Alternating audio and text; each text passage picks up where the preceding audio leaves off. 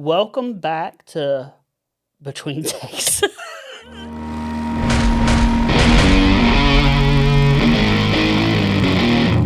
So, what have you been up to? Same old, but tomorrow I am meeting up with a photographer, social media friend in real life.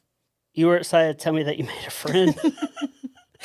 Well, we've been friends for a while on social media and we talk all the time, but she lives in Jacksonville and I live here, and so we don't get to see each other a lot. And we finally made a conscious plan to go. We're going to meet up in New Bern. I knew it because you asked for places to eat in New Bern. I knew Yeah. that you.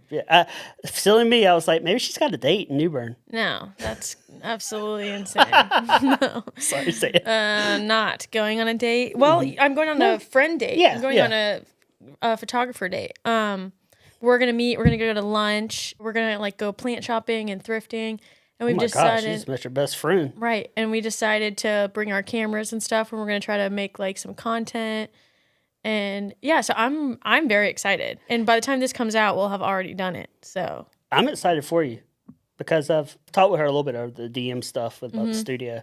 But look at you. I know. You know, I'm really I'm super excited. We said I could tell you don't really get that excited about stuff. We set a time to meet today, so I'm like, after we leave here, I'm gonna go find maybe something for an outfit.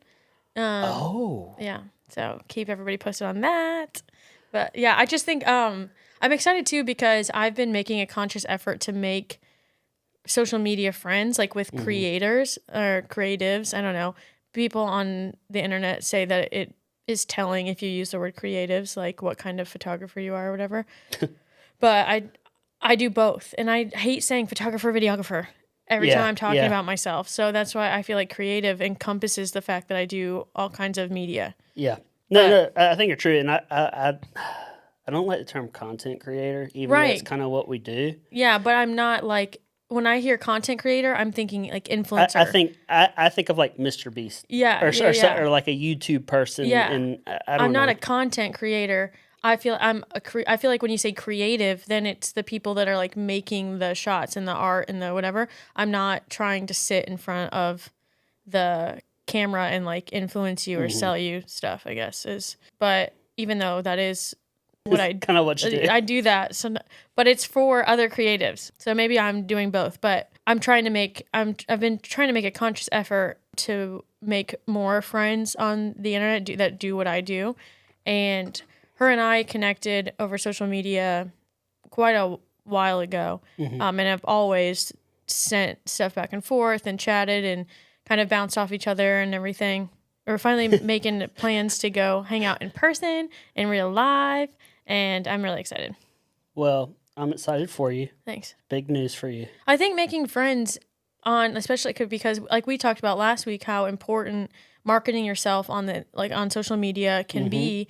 And I think the best way to propel yourself forward and even move forward is to find and interact and engage with other creatives. It's the best way to grow and it's the best way to learn. It's like with musicians, I'll just equate it to something that growing up playing instruments and stuff, you find other musicians, and if you find people that play different music than you and that are even quote better than you, it forces you to grow and learn. And I think that can be applied with photo, video, audio, all that stuff. Yeah. And I think that's a really important thing because I think a lot of people get in their head and they only do stuff by themselves. They don't think about a bigger community. When we had that class here, I'm like, oh, this is a thing, the photo, video, creative community. What you're talking is the gospel. Go out there, find people in real life. There's nothing with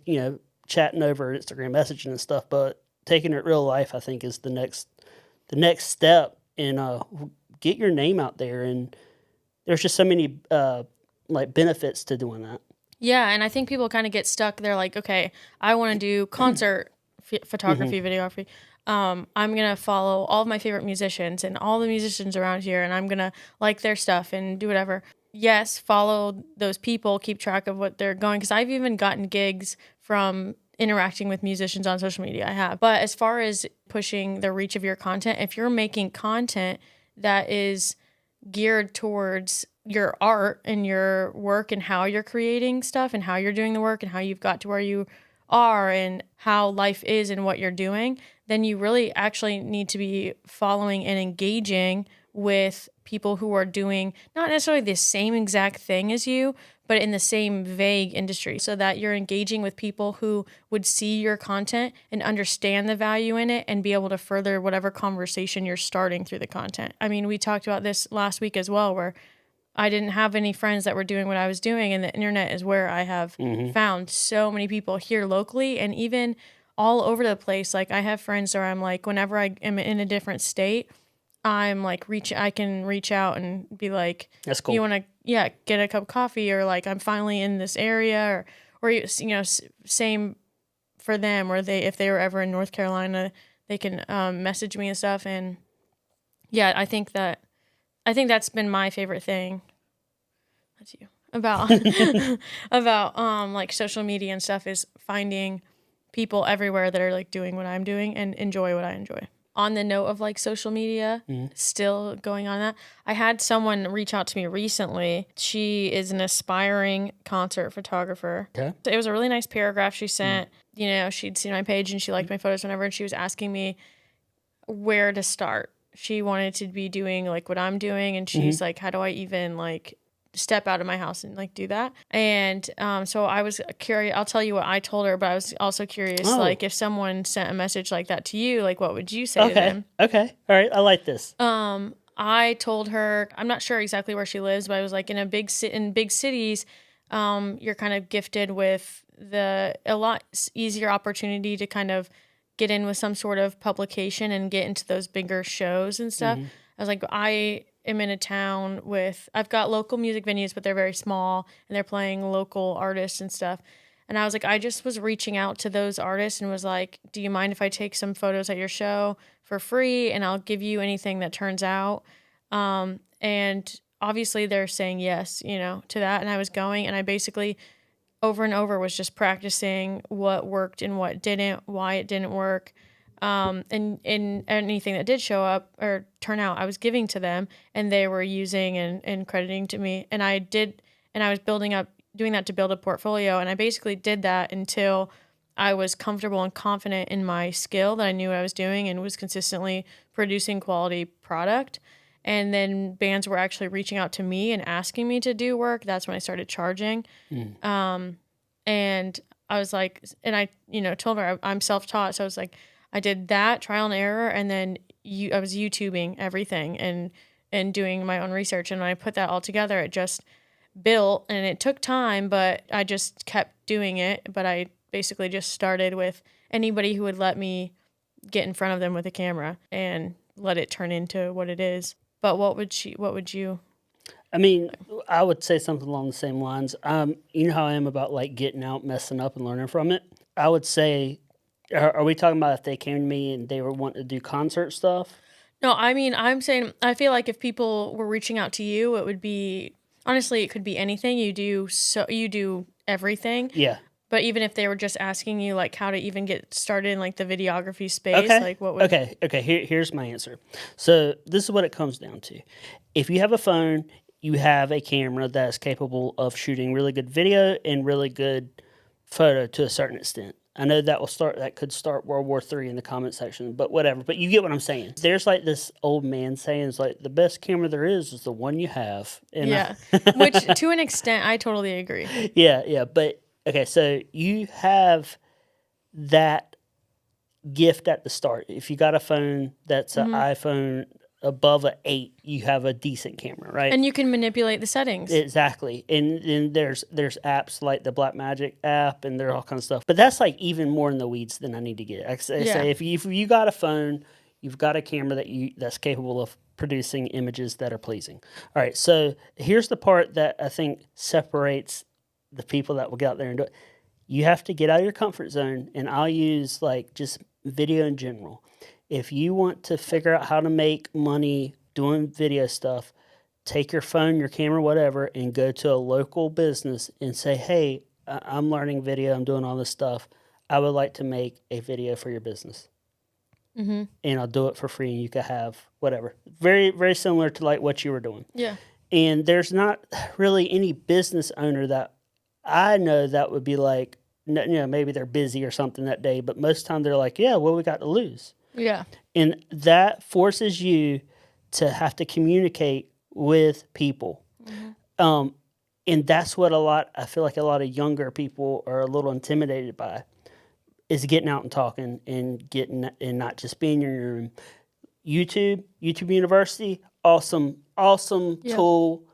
I wish I had it when I was like learning stuff. It was very primitive. There was like just a few channels that was kind of like towards. Yeah. It was always about filmmakers, but yeah. But that like use your resources. A kind of a hot take is people going to film school and stuff for doing this stuff, and it's like there's people that are like, yeah, that's the way to go. Go to college, and there's some people that are like, nah. I think it depends on too, like the industry that you want to get in. If you want to make, and even this isn't black and white, but generally, if you want to make movies, the film school route would probably be for you. Or even like with you, didn't do film school, but you started out with broadcasting, and you got a degree before you did that. Yeah, but it's not in broadcasting; it's a business degree. Yeah. But did your job require a degree of some sort? It required it was such a low level position that it was like, it'd be great if you had something. Yeah. Okay. It was like one of those things just to prove that you stuck with school for 2 years and you did your thing. The position I was at the station, people assumed that I went to school for it, and I didn't. I worked my way up. So there is things. Now that's not movie, and like by no means is a local NBC affiliate film land. But you learned a lot doing that. Absolutely. Yes.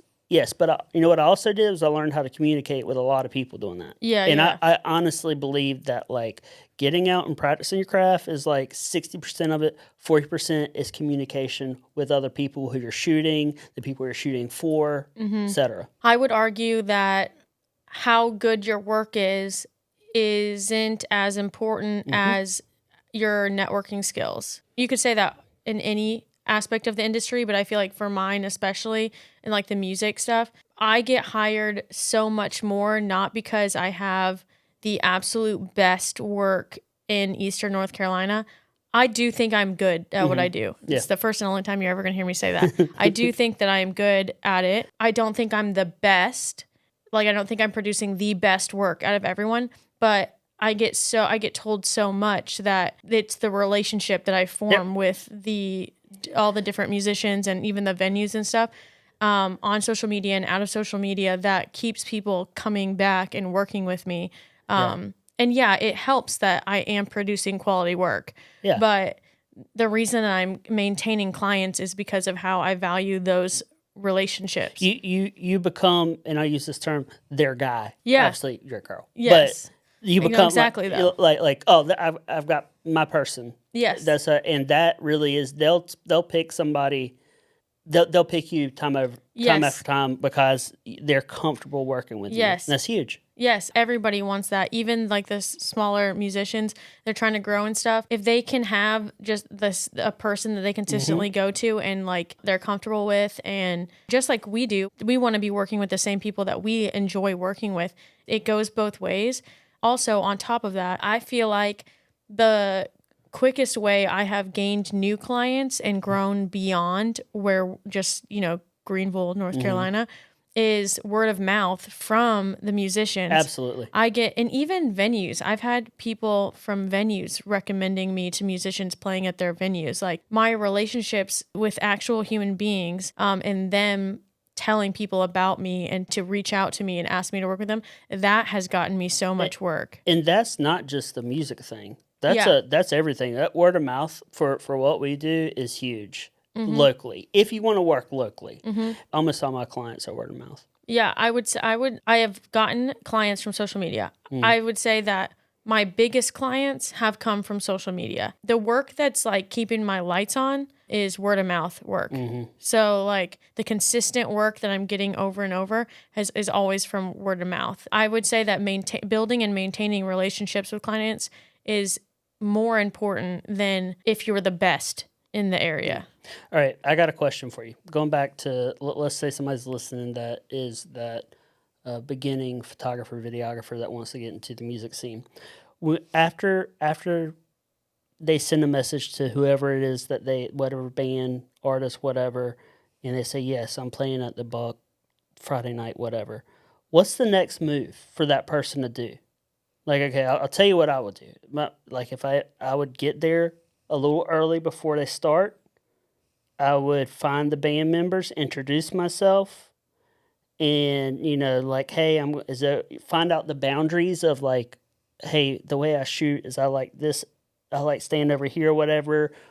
What do you do?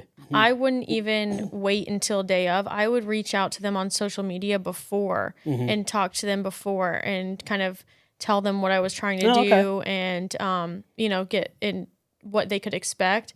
And then day of, yes, I would get there a little bit early, introduce myself. I definitely started out a little more timid, so all my shots are kind of from the outer edge and stuff. The safe area. Yeah. When I was building portfolio and doing stuff for free and everything, I really stayed in the safe zone. And I would hang around. I was taking pictures of anything and everything, just playing with what I could do. Now that I know what I like my photos to look like and what my style is and everything, if I'm working with a band for the first time, I still get there early enough to introduce myself and kind of chat with them. And then I ask them if they're comfortable with me being on stage. Because I like to take pictures from on the stage. That's what makes your photos look like your photos, You form it as a question, like, hey, it's cool. When you know they're going to say yes, and you know for them to get the Sam-looking pictures, you got to be that. You got to be on the stage. Yeah. And then I spend a lot of time, when I am on stage, I spend a lot of time around the drummers, because most of the time on the smaller stages, that's like the best place to be as far as seeing everything. And so I'll usually mention something to the drummer, specifically asking about like if there's any places they wouldn't want me to be in their way and stuff. And I've done this long enough that I know where I shouldn't be. It's very easy for me to keep track of chords and where things are going. I've become pretty familiar with how the equipment kind of works. Have you ever tripped on stage? No, it is a fear. Yeah. I did recently. I don't know if you saw. I'm trying to get even more adventurous with what I'm doing, especially with bands that are that I kind of know their routine. Yeah. And I have I work with a band who on one of the songs if they can, the bass player and the guitar player will jump off of something together. Nice. And I was shooting a show where I was familiar with the venue and them. And so I was like, okay, I want to put my fisheye on. I want to lay on my back on the stage and them jump over the camera. Perfect shot. Love it. And I knew, I was like, and I knew we were in a place where they were going to have a place to actually jump, because there's like a platform for the drums. Yeah. And I did do it. I don't know if you saw it on social media. Insert the shot here. Okay. Here, we'll hold it together. Look, set it right there. There it is. You actually did a good job. Thanks. Wow. And I actually am really proud of that photo. It didn't get as much love on social media as what I was hoped. Oh. It was I put it in like a carousel, so people don't care or realize. I think it would have been cooler too if like I had set up my Osmo and gotten a video of me laying down. Good content. And them jumping over me, but I forgot. Yeah. You definitely can't pull something like that off the first time you meet a band. No. But that's the cool thing about, again, maintaining relationships and like continuing to work with bands. It goes back to networking is important, maintaining relationships is important, communicating with your clients is important, or like with whoever is going on and like what they're comfortable with, what they allow. I think that's just as important as like honing your skill. Absolutely. Speaking of things that are important, I've been thinking about this a lot lately, and I feel like you're the perfect person to ask, because you worked as your own business for years as just your name. It wasn't until last year I was here and witnessed the whole process of you coming up with 1413 visuals into this 1413 studio. And when I started it was like kind of just my name, but I've been Samantha with the camera for years. My social media is handle is Samantha with the camera. It's been that for years. And then last year around sometime, I was like, I'm going to rebrand. I think it was the beginning of last year. I was like, I'm doing a rebrand, and I did Dixie Struck Media. I made kind of a logo. I really didn't put any real true effort into like making a logo for it or whatever. I felt like it was hard I had already become kind of known as from my handle, Samantha with the camera. And so I felt like it would hurt me to change everything to the media name. But I've been thinking lately, like, how important is it to have like a brand and not just like your name? Okay.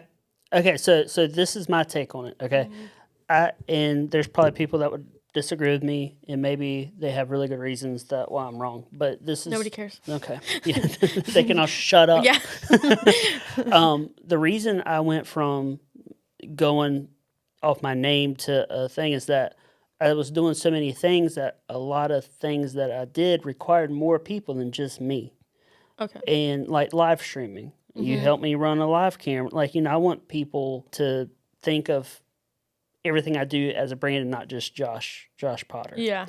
I don't think there's anything wrong with doing your name. Like, if I didn't in the studio, if I didn't do live streaming, if I only did corporate stuff and I wanted to sell me, I would still just Josh Potter videographer, Josh Potter Productions, whatever. But I wanted to get away from that because I wanted to make this into a business that can grow and isn't solely reliant on me. That makes sense? Yeah. Where I feel like what you're doing is killer handle. And I like it. It rolls off the tongue really nice. I think good. it's cool. Yeah. And then and I'll use my name. But as far as when I'm sending quotes, invoices, I think if you ever get to the point, if you want to get to this point where you're trying to do the full production, where you have a crew, that's when I'm like, okay, I want to get it away from just my name. Yeah. And by crew, I'm talking about like maybe one extra person or anything from that. But that's kind of my take on it. I mean, it made sense because I had so many things going on that, like, if I had a studio, what would I call it? Josh Potter Studios? That sounds so douchey. I get that. That makes sense to me. When I'm thinking about a brand, like, should I have something like, but I can be my brand. Yeah. And especially for I feel like the how you shoot is totally okay. Yeah. Like, Yeah. And I've basically, even though I made the Dixie Struck Media, named after my grandma, not after anything Southern related. Wow. My grandma's name is Dixie. I did it for a little bit, and I was like, I just don't think it takes a lot of work to completely change something you've been known as for a while to a new thing. I would be afraid that so many people know your handle now that it wouldn't be worth it. I mean, that's just my and that makes me feel better about it, because I was like, maybe I need to like just put in some effort into using that as well. And I think the only time I really get self-conscious about it is when it comes time to send documentation to someone, and I'm like, okay, do I put Samantha with a camera on this, or do I just put my name, or like do I only use Dixie Struck Media for that paperwork? That could get confusing. Did you do a LLC or anything with Dixie Struck? No. Nothing? Just you're going off of like your social when you do stuff? Okay, that's what I did, and I feel like that's the way to go. Yeah, and you did that for years before you became like, you weren't just you were kind of like a company. Yeah, and I was doing more stuff that, like, the whole reason you become an LLC is that it takes liability off of you. That way, if I got sued or something, they're not going to take Josh Potter stuff, they'll take the companies. But when you're doing stuff that where's the camera I'd look at? Again, this is a disclaimer. I really don't know what I'm talking about, but I'm going to act like I do. This is how you handled it in your personal experience. Yeah, is that I just operated under me. Yeah. Until I was doing gigs that there was something bad could happen, and if I did, I don't want them to take my family's money away. Yeah. Or by family, I'm talking about like me, Tracy, and the boys, and Nora. Yeah. But yeah, that's why I did that. Yeah. So. That makes sense. That like makes me feel better. But I was kind of like, I was like, because this is something I've been thinking about. I was like, I wonder if other people wonder if they should have a whole brand name or if they like just their name works. And I think it's personal preference, or like what you're doing where you wanted to go from you doing work to basically creating like a company or a team. Like more, because it is under this the one umbrella. Yeah, because if I show up and they're expecting Josh Potter Media, if you show up, then yeah, I can just stick with what I'm doing here. I personally would not mess with your branding because you're already kind of, I don't say a rarity, but you're a female videographer. That's something that you don't see every day, but it's more, you don't see it as often. There's less of us. Yeah. There's less of you. And then so like Samantha, that's female, and with I wouldn't mess with it. People know you. Yeah, it's starting to become, because even like people have come up to me at shows and be like, "Is your name Samantha?" And I'm like, "Yes." And then they're like, "Are you like Samantha with the camera on?" And like, I love your work. I've seen it, and like that's really cool. And so I do. Not that I'm like famous and getting recognized, but like, people, I have already built something. I've started to build something under that. You should be able to say that with confidence. You have built it. People have seen you. Say it with your full chest. Yeah. I just think I need to make like some sort of cooler like logo. Yeah, you can always be making new logos. And maybe it's the logo aspect that's like, okay, you need a better name. I don't know, but I kind of like what I'm doing. I wouldn't mess with it. And so there, like, decision made. Where the anxiety about that is gonna be, we're gonna be done with checking it. Off. Check that off. Yeah. Song of the week. Song of the week.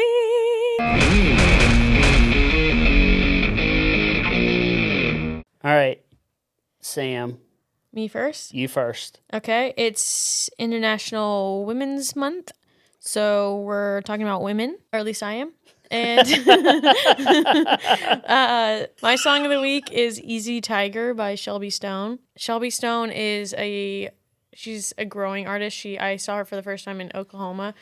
She's so good. Her voice is so cool. It's very rock and roll. I'm going to put it in the playlist, but it's also the song that's on my pinned post on my Instagram, my like branding photos that I feel like so awesome in. Her song is the song for that because the song is so Those cool. are good photos. Thank you. Good photos. What's yours? My song of the week, and I feel like you're going to pick on me because the way I'm going to say this is mayonnaise. How else do you say mayonnaise? Mayonnaise. No, that's wrong. And now I'm going to input the Basement Yard clip of him saying mayonnaise, and that sounds stupid. Why would you say mayonnaise? Wait, you say mayonnaise? No, I say mayonnaise. Yeah, mayonnaise is the right way, the normal way. Anyway, it's by the Smashing Pumpkins. It's a very cool song. It's on the playlist, right? It's called Mayonnaise? Yeah. Oh, okay. Yeah. I was like, why did we talk about mayonnaise for so long? But that's the name of the song. But anyway, there's your song of the week. It's been a great episode. We will see you next week. No, we won't. We'll see you the week after that. Because we're an every other week podcast.